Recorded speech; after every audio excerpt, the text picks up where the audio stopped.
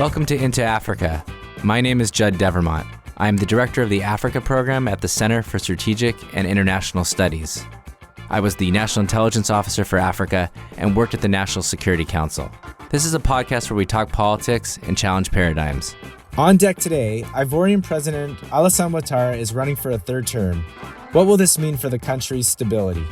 And there's a thriving African diaspora in Nashville, Tennessee. How should the United States government connect to this important community? Plus, we discuss U.S. policy in sub-Saharan Africa. Has there been policy continuity over the past 7 decades? So whether you have a history with the continent or you're a newcomer, we want to get you into Africa. Ivorian President Alassane Ouattara has been flirting with the third term for the past couple years, but he finally committed to step down and named his longtime protege and former Prime Minister Amadou Gon Coulibaly as the party's candidate ahead of the elections. Now, as many of our listeners know, circumstances changed. Gon Coulibaly died of a heart-related illness at age 61, and so there was tremendous pressure on President Ouattara to run again, and on August 6, he said that he would. Je suis donc candidat. I am, in effect, a candidate in the presidential election of October 31st, 2020. An announcement that many believe will have serious repercussions. But for some Ivorians, the declaration was not completely unexpected. And he said that even though he had promised to step down, this decision represents a sacrifice for him, but he would run. Now, a third term is not technically prohibited by the Ivorian constitution since it was amended in 2016, but it is certainly in conflict with public opinion. In fact, polling from Afrobarometer from 2016 and 2018 says that 81% of Ivorians believe that the Constitution should limit the president to a maximum of 2 terms. Joining me to discuss Côte d'Ivoire and other topics are Ambassador Hank Cohen, former U.S. Assistant Secretary of State for African Affairs under President George H.W. Bush, Elizabeth Schmidt, Professor Emeritus at Loyola University Maryland, and Adebayo Oyebade, a Professor of History at Tennessee State University. Elizabeth, you have a chapter in your new book, Foreign Intervention in Africa After the Cold War, about the civil war in Côte d'Ivoire. With Ouattara now throwing his hat in the race officially, what do you think might be the consequences?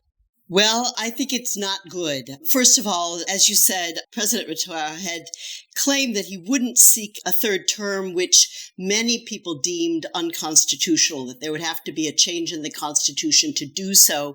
He contested that there wasn't any legal issue, but there was a lot of domestic political pressure for him not to seek a third term.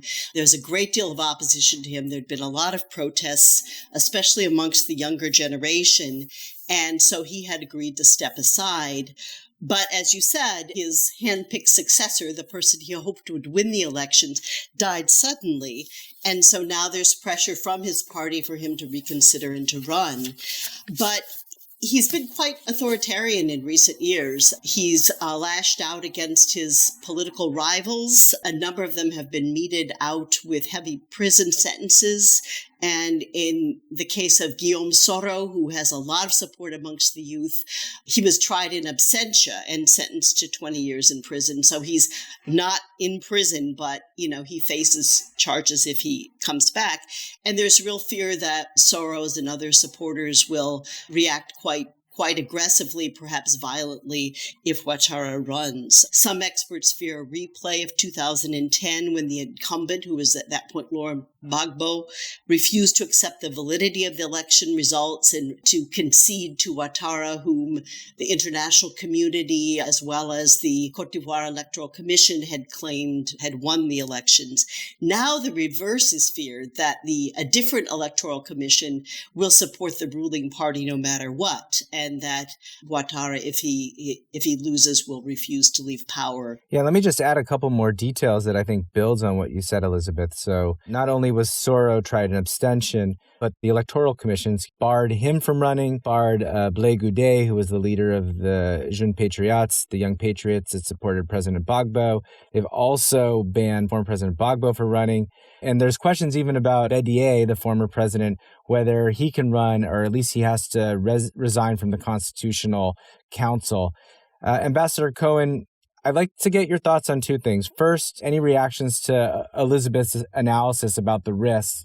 And then you've been pretty vocal about your support for Bédier and his party, the PDCI, and at least that in a free and fair election that he would win. Well, I tend to agree with Professor Schmidt about this. It's a very bad decision on Ouattara's part. And I disagree with you, Judd. The Section 183 of the 2016 Constitution prohibits more than 2 terms. So even though he's saying, well, I'm starting from 0 under the new Constitution, it really goes against the basic law. And I think this will be contested in front of the Constitutional Court. He will probably win there because a majority of the judges were named by him. But anyway, you can tell that it's going against the general consensus of the people that there should not be more than 2 terms. I expect that he will pull out all the stops to try and win. And I think Bédier should be able to get a majority because the PDCI party is the original party of Houphouët-Boigny, the founding father. I feel that it's still the most popular. The PDCI supported Ouattara for his 2 terms. Therefore, he won because of that. So without that support, I think he couldn't possibly win in a free and fair election.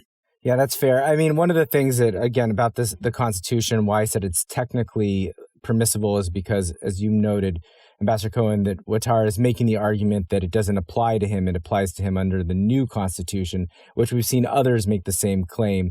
And again, I think you're right. The courts are going to rule in his favor if it goes there. You know, one of the challenges I think about the PDCI winning is that the way that Ivorian elections going back into the return of multi-party democracy in the mid-90s has worked is you need a coalition between multiple parties. And so the PDCI, if Bédier was going to win, would have to, extend an alliance in a second round with another party. And those other parties are pretty fractured as well. And then I guess there's one last point that I want to make on this section, which is what it means for democracy in this region. In 2015, almost all of the heads in West Africa, 13 out of 15, including President Ouattara, said that they support a ban on 3rd terms. And here we are now in 2020, and Ouattara is going for a 3rd term. President Condé of Guinea is going for a 3rd term. And it's a real shame, and I'm surprised and disappointed that some of the other members of the West African region, whether it's Macky Sall of Senegal or President Issoufou of Niger, have not stepped up. Elizabeth, how does this comport with your understanding about sort of democratic trends, and what does this mean for West Africa, which in the last couple of years or last decade has actually been one of the more democratic regions relative to Central Africa or to East Africa? Before I answer that, may I make another comment on Bédier and the potential for his win based on the fact that he does have this strong PDCI machine behind him? Sure, I'd love to hear it. Okay, because this was the party, as our listeners may know, of Houphouët-Boigny, the first president of independent Côte d'Ivoire. It was in power for 4 decades.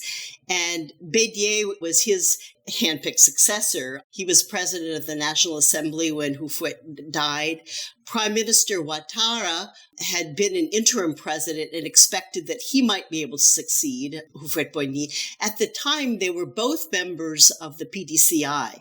And Bédier won a lot of support by an incredibly xenophobic campaign where he manipulated ethnicity, religion, and region in order to gather support, and came up with other PDCI intellectuals with the notion of Ivoirité, which distinguished so-called authentic Ivoirians from strangers, outsiders, others. What Bédier did and Gbagbo did later was to rally the original indigenous inhabitants from the south and central regions against these outsiders. And they did this in order to bolster their base in economic and political hard times. It's very reminiscent of Jair Bolsonaro in Brazil, Viktor Orban in Hungary, and Donald Trump in the United States, rallying people against perceived outsiders in order to maintain and extend their power.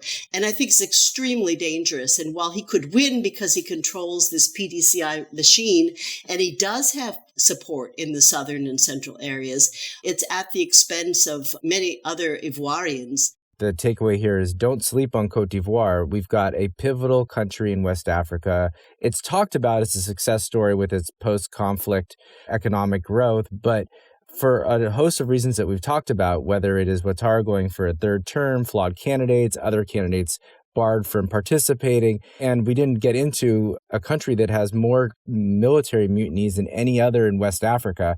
There's a lot of things here that require a real close look, and particularly, as I mentioned earlier, I think leadership from ECOWAS in neighboring countries. So we'll just continue to watch this space.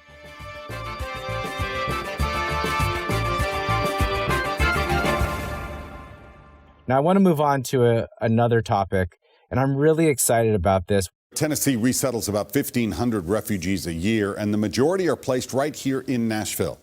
We've been doing work at CSIS on the relationship between U.S. cities and sub-Saharan Africa. I've published op-eds about Africa's significance to St. Louis, to Providence, Rhode Island. We're working on profiles for another dozen countries. And so I was really excited to take advantage of Adebayo's participation on this podcast because he lives in Tennessee and he's done a lot of research around the diaspora community in Nashville. So Adebayo, can you talk a little bit of some of the work that you've done? You've written papers about coping with the challenges of integration, church, and African immigrants in the Nashville metropolitan area, 1990 to 2005. Can you tell us a little bit about the community in Nashville and maybe what does that tell us about the relationship between U.S. and African communities? Yes, I've done some work on the African immigrant community in the United States, particularly its religious dimension. But first, I would like to provide a historical context to this question. The African immigrant community in the United States has seen a progressive but dramatic population increase since the last decade of the last century, whereas African-born immigrants in the United States numbered about 800,000 in 2000. By 2010, the number had jumped to 1.7 million. So, like other immigrant groups, African immigrants face challenges in their new homes, and they often turn to their own social, cultural, ethnic, and religious institutions to meet their needs. Nashville has often been referred to as New Ellis Island as a result of its reputation as an emerging important hub for new immigrants, largely because of the ample social economic benefits the city offers to newcomers. As you probably know, Africans are educationally conscious, and so Nashville, with its many tertiary institutions, provides invaluable opportunity for college students. And as I said earlier, African immigrants create their own social, cultural, and religious institutions to serve their communities. The church appears to be the most important of these institutions. Easily the fastest growing African immigrant church is the Redeemed Christian Church of God, which originated in Nigeria in 1952. The North American headquarters of the church is in Dallas, Texas. In the U.S. alone, as of 2019, the church had almost 1,000 parishes located in practically every state, with hundreds of pastors and thousands of congregants. I would just say that I think that when people think about African immigrants in their community or the diaspora, I think that they don't capture what you're saying right now, just the richness of the contributions to Nashville, which I never knew was called the New Ellis Island. I love that. But it's a really important point about sort of how African communities bring so much to U.S. cities and U.S. towns. And it's, as you said, it's everything from religious life to professional life. And I wonder, Hank, if when you were assistant secretary or when you were ambassador to Senegal, how did you think about engaging communities like the one Adebayo is talking about in Nashville or otherwise? What was the What was the approach of the Bureau and the State Department when it came to African communities in the U.S.? Well, as Assistant Secretary, I was encouraged by President Bush and Secretary Baker to travel inside the U.S. and talk to U.S. communities to let them know what's going on in foreign policy. And no matter where I went, at World Affairs Council, Committee on Foreign Policy, no matter which town, there were always African diaspora who came to listen to me and then engage me afterward. And the most prolific were the Liberians. In every town that I ever visit, the Liberians had their own committee, and they always insisted that I come afterward, have supper with them, and that sort of thing. Also, the Nigerians are very active. I recently met a Nigerian medical doctor at the University of West Virginia, and he's in charge of urology. And I said, "How many are you here?" He said, "We're 10,000 medical doctors from Nigeria, and we have an association." 10,000 in West Virginia. Not in West Virginia, and all over the United States.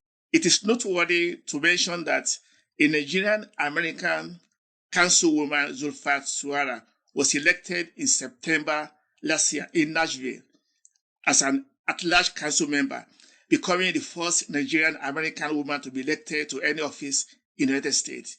So Nigerians and other Africans are really contributing, to America's development in all areas of life. Baltimore, where I live, is also a major resettlement area for refugees and asylees, as well as immigrants who come for other reasons. This was a conscious strategy, not only out of humanitarian concern, but a conscious strategy of the city to rebuild its economy as the city was being depopulated. And it's been amazingly successful. The youth from these families have been extraordinarily adept at learning English and climbing through the academic system, have graduated from high school as valedictorians of their classes, won incredible scholarships to university. And there's just one success story after another. And then other immigrants have been extremely important in our city's healthcare system in many different capacities. But without immigrant doctors and physician assistants and nurses and other medical staff, our hospitals would not be running. I think you're absolutely right, Elizabeth. And this is, some of the work, why we're doing this work is because I think the stories that you're sharing, that Hank is sharing, that Adebayo is sharing are so important. And they're particularly important when you have travel bans. And I think we have, an important conversation right now about race in America is really to elevate diaspora voices in the United States and also explain to their neighbors and others in America what important contributions they're making. The same points that you're making about Baltimore, I'm in the midst of researching Boise, Idaho, and I'm finding very similar stories. So stay tuned for more from our program on this issue. It is going to be a huge part of our work from now until the end of the year.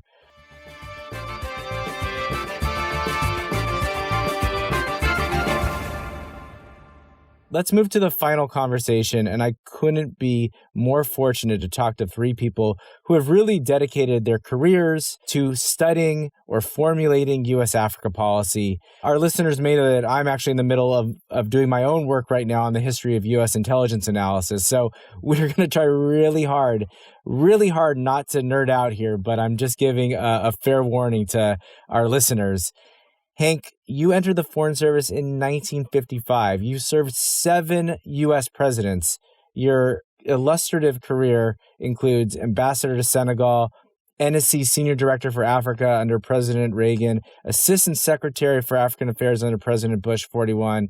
And you've argued elsewhere that there is a lot of policy continuity in the U.S.-African relation, even under President Trump. So I'd love it if you could walk us through some of the key takeaways from your great book, and then maybe help us think through some of the themes of continuity and change. Well, thank you for asking that. One thing about my research revealed was that the Cold War, from the Second World War on till the Soviet Union collapsed in 1989, 1990, had nothing to do with Africa.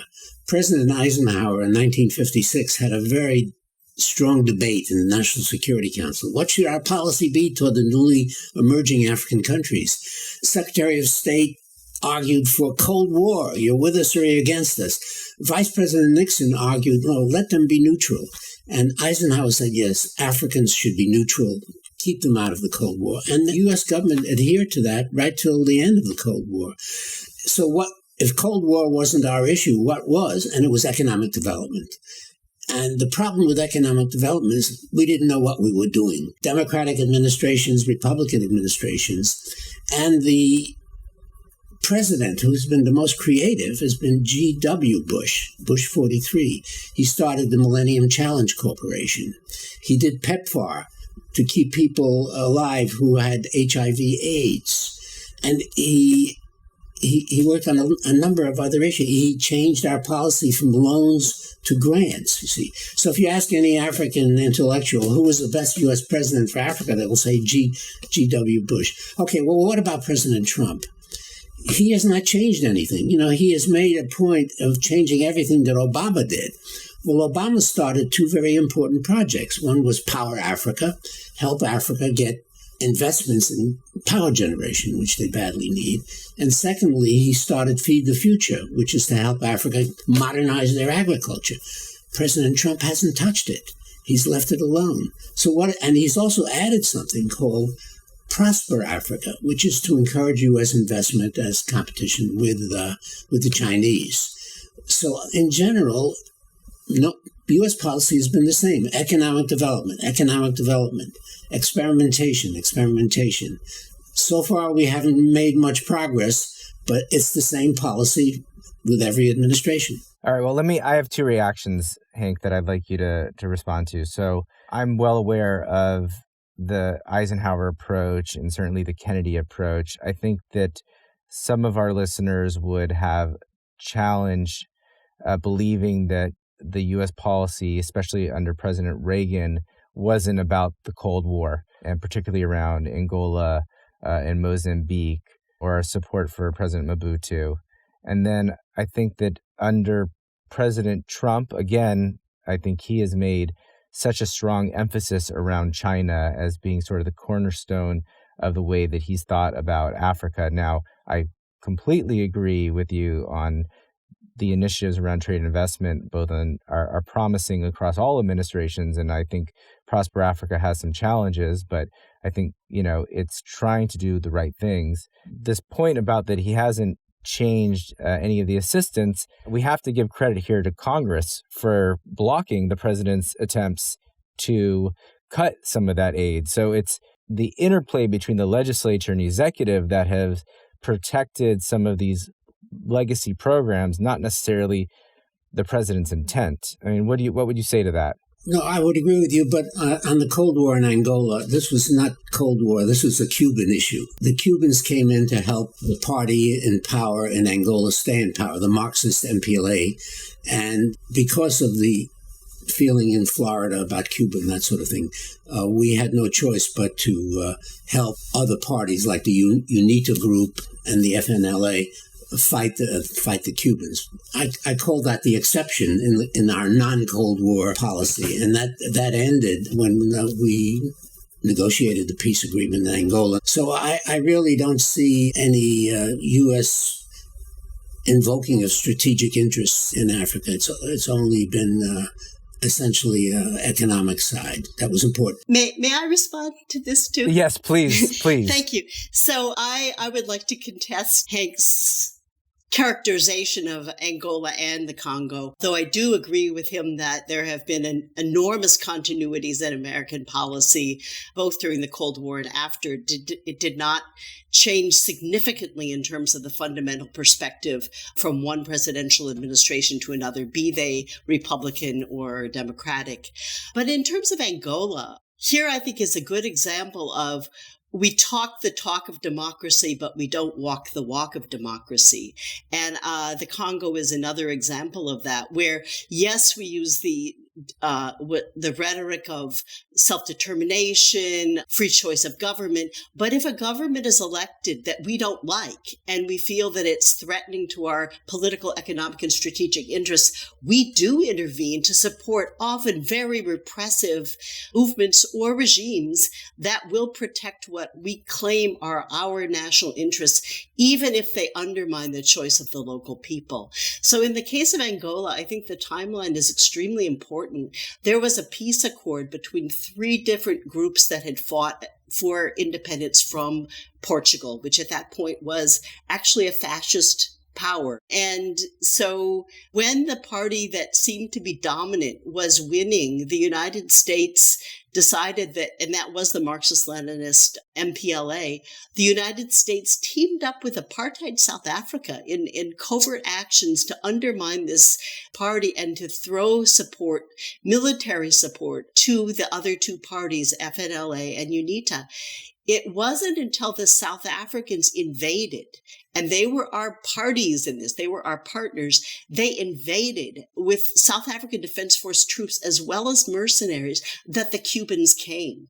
And this is a Cold War issue, right? It's Marxist Cuba. So I don't define the Cold War only as the Soviet Union, but any power that is communist or perceived to be communist by the United States. And then the U.S. and South Africa went full force against the MPLA. The Cubans outspent them, outmanned them, and eventually the MPLA was able to be the victor in that. And so, again, this is the case where the U.S. said, well, whatever the people want, we'll respect, but, not now because it's against our interests. The Congo and Mobutu is another example. Patrice Lumumba was elected prime minister. He was considered to be a communist by the United States. He was not a communist, but he was a radical nationalist who wanted to change the distribution of wealth to benefit not foreign companies and the former colonial power, but to provide services, education, health, etc., for the local people. And the U.S. teamed up with Belgium to remove Lumumba from power and facilitated his assassination, his killing by local groups that were his opponents. But the U.S. helped to deliver him into their hands, as did Belgium. Mobutu was a military dictator for decades, and incredibly repressive. And we supported him almost until the end. We supported him until the Cold War because he served as our regional policeman, not only with helping us aid groups trying to overthrow the Angolan government, but with putting down other groups we perceived as radical, therefore as communist in the region. So I think it's really important to recognize the distinction between the U.S. talk of democracy and self-determination and what it actually did in Africa during the Cold War. Well, I knew this topic was going to not be able to fit within, our usual 35-minute framework. And I also promised that we would get in the weeds, and clearly we have done that. And if anyone wants to support us to do a mini-series just on what happened in Angola, we would welcome it. It would be a wonderful conversation because it is so rich in terms of what happened, and there's lots of different views as we're hearing. But I think we'd be remiss if we didn't bring Adebayo into the conversation. So, you've been writing about U.S. policy for really more than 2 decades. You were the editor of a book in 2014, The U.S. Foreign Policy in Africa in the 21st Century. I'd love to get your thoughts on both what we're talking about right now, but really, where do we go from here? How does the U.S. relationship with Africa evolve to meet new challenges? Yeah, first, just a comment on what you discussed earlier on about Angola. I will support what Bess said. The U.S. supported the FNLA and UNITA, and the Soviet Union and the Eastern Communist countries supported MPLA.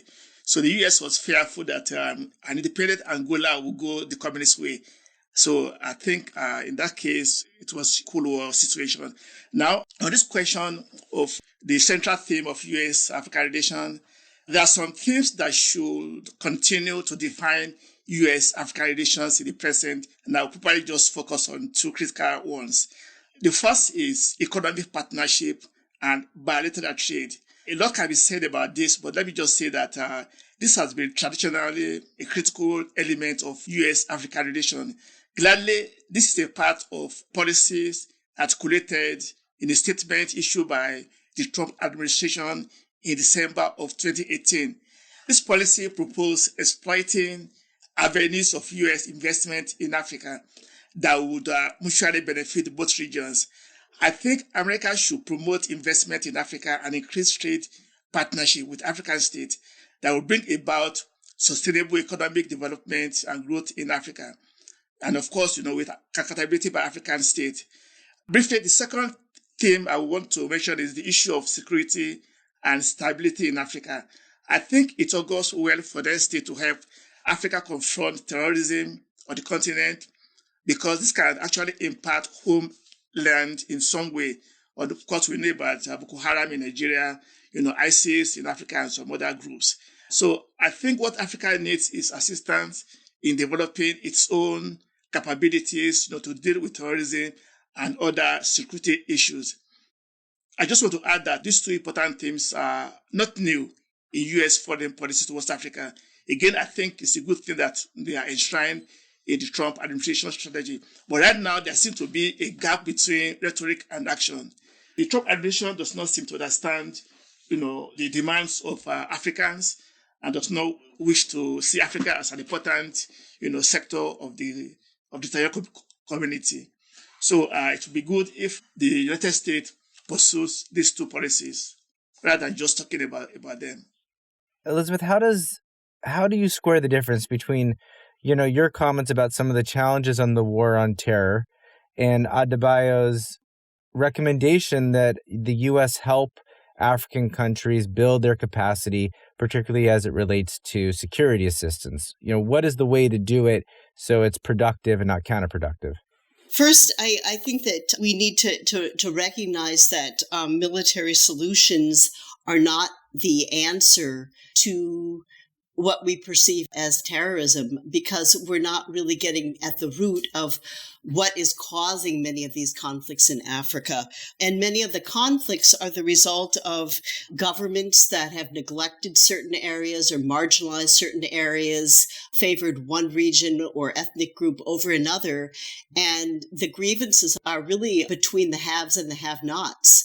And so the solutions are a lessening of inequality, the provision of healthcare, jobs, opportunities to the general population without discrimination, and that as long as we give military support to governments that are using that support not only against international terrorist groups, but against local civilian populations, we are going to run into serious trouble.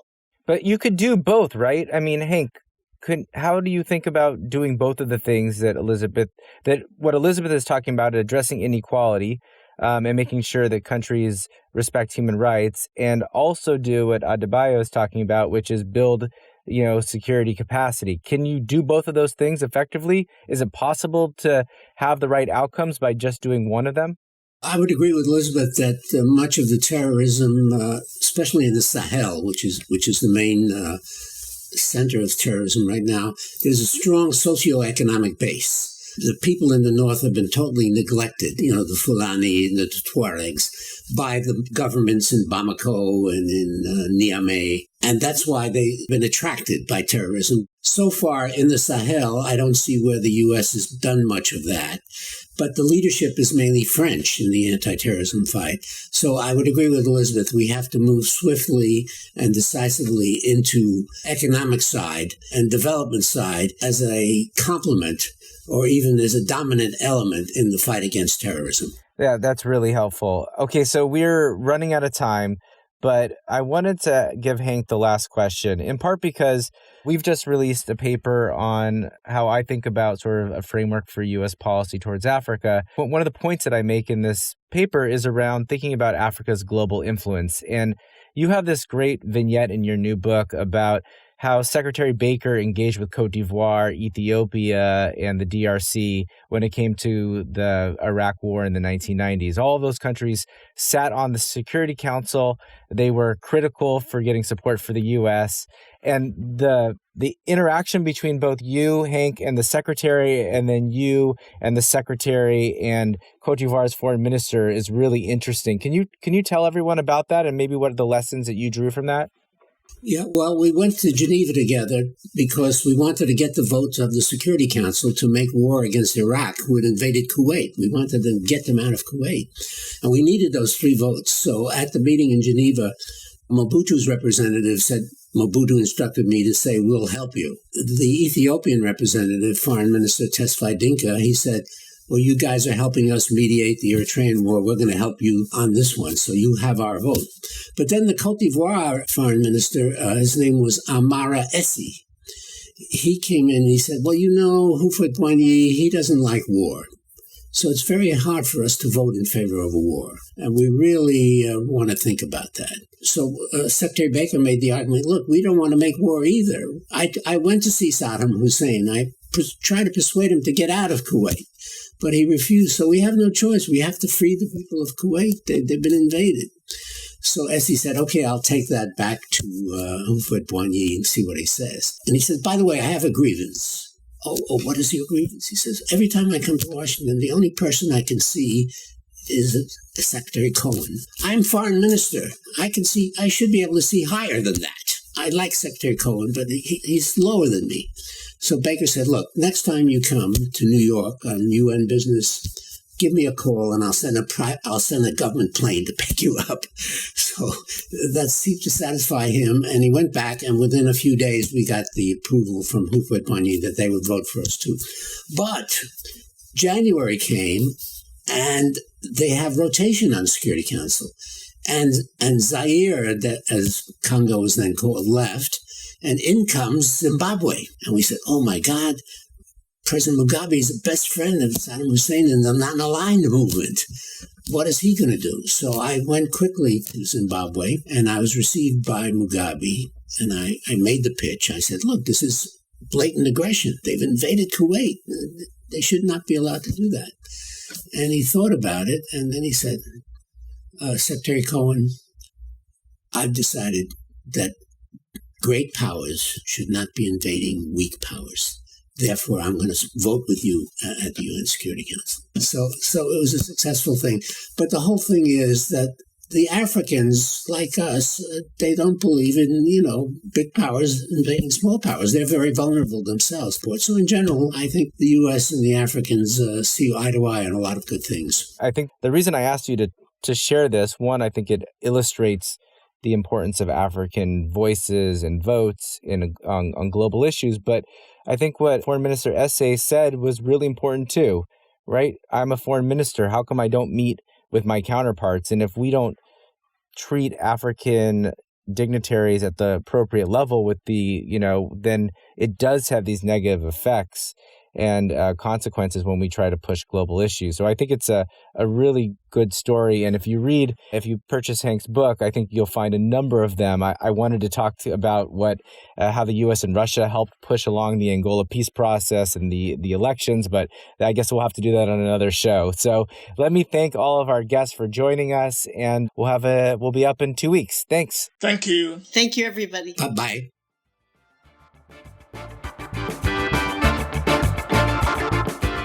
Thanks for listening. We want to have more conversations about Africa. Tell your friends, subscribe to our podcast at Apple Podcasts or wherever you find good content. You can also check out our analysis and reports at csis.org/Africa. Thanks.